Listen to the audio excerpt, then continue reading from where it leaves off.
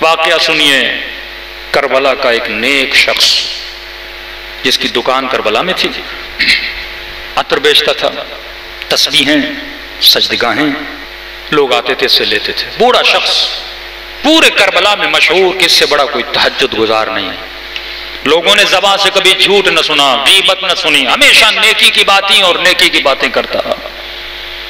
حرم امام حسین کا ایک خادم جو خدام کا لیڈر ہوتا ہے، اس کا انتقال ہو گیا۔ خدام نے میٹنگ کی کہ اب ہمیں ایک نئے خادم کا انتخاب کرنا ہے، کس کا انتخاب کریں؟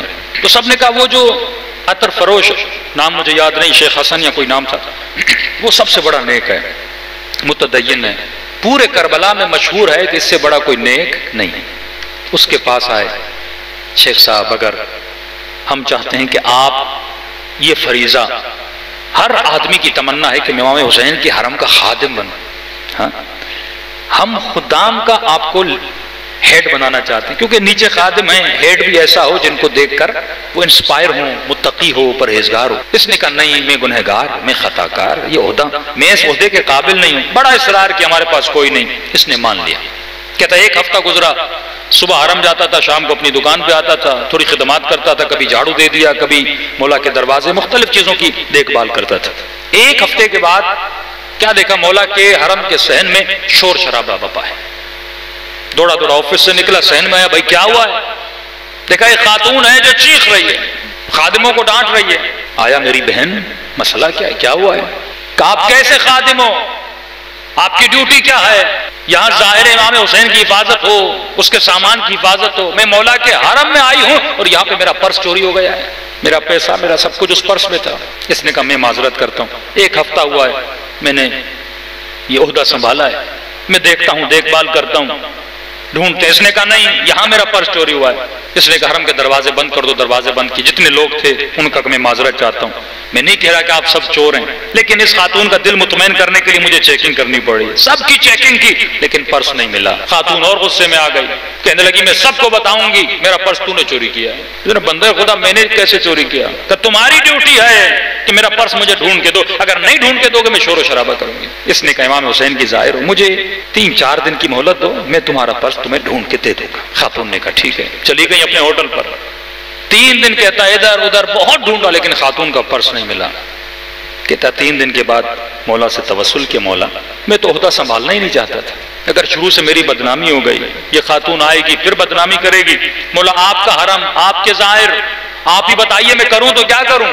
کہتا رو رو کے سو گیا، خواب کے عالم میں ایک منظر دیکھتا ہے۔ کیا دیکھتا ہے کہ حرم امام حسین ہے، اس حرم امام حسین پر ایک چھوٹی سی کرسی ہے، اس کرسی پر خود سید الشہداء کھڑے، امام حسین کھڑے، ظاہر زیارت کر رہے ہیں۔ امام فرماتا ہے میرے ظاہرو جمع ہو جاؤ، میں تجھے بتاؤں کہ میرا چور کون ہے۔ خواب کے عالم میں دیکھ رہے کہ سارے ظاہر جمع ہوئے، میں بھی دوڑا دوڑا گیا کہ مولا چور کا نام بتائیں گے، خاتون کے پرس کا پتہ چل جائے گا۔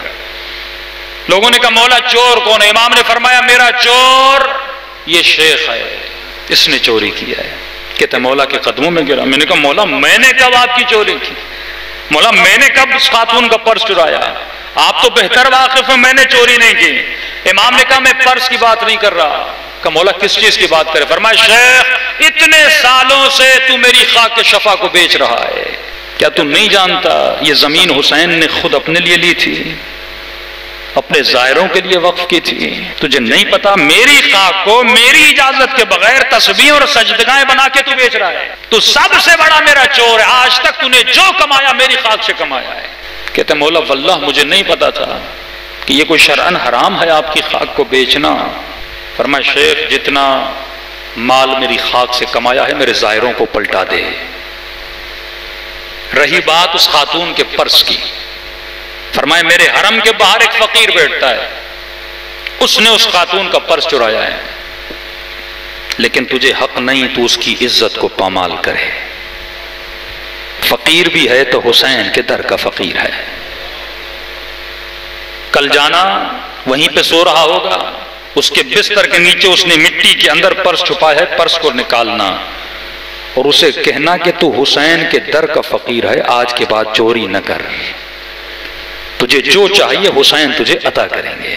کہتا نیند سے اٹھا، اس فقیر کے پاس گیا، نیچے سے پرس نکالا، فقیر ڈر گیا، ہاتھوں کو جوڑ کے کہا میرا ٹھکانہ یہی ہے، مجھے اٹھانا نہیں، میری عزت کو پامال نہ کرنا۔ کہ تیری عزت کی گارنٹی حسین نے لے لی ہے، بس پیغام یہ دیا ہے میرے ظاہروں سے چوری نہ کیا کر، تجھے جو چاہیے حسین سے مانگا کر، حسین تجھے عطا کریں گے۔